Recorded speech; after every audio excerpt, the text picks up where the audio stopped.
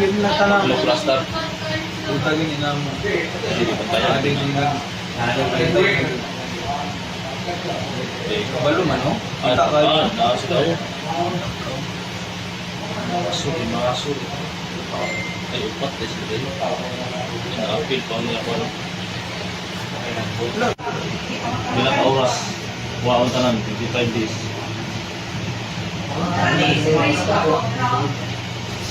Gamit danan dito. Ahong. Kapil yung tanan.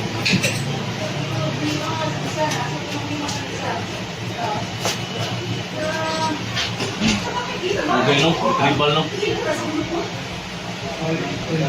Doon sa nagtapit na, napil na itong record na talang yun, bisag buntag, 24 hours sa record niya. Okay. Kung sa'yo gamitan na na, sir. Oo. Kasi pag kita na to sa laptop ito na-save ka sa USB. Dili ba siya nakakonect? Dili ba dili? Dito, i-connect ako dito. Ipansak mo na mo ang USB. Nandalo man akong USB na. I-try na ko talaga rin kung nakuha ba siya. Sinulat na nga. Okay. Sige lang kayo.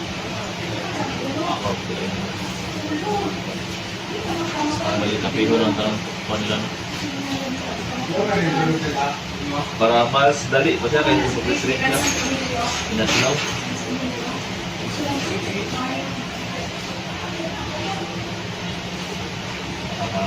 Ayan sir, hapit na sir. Ano pag Magawas na sila. Kada lang sir ha, hapit na dyan sir. Pagawas na nila sir. makita na ako karon. Okay, para 1 TV rin ako.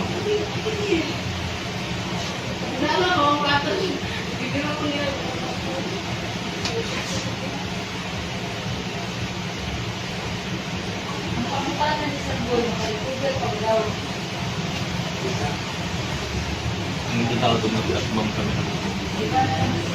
Bili mo sa sulod.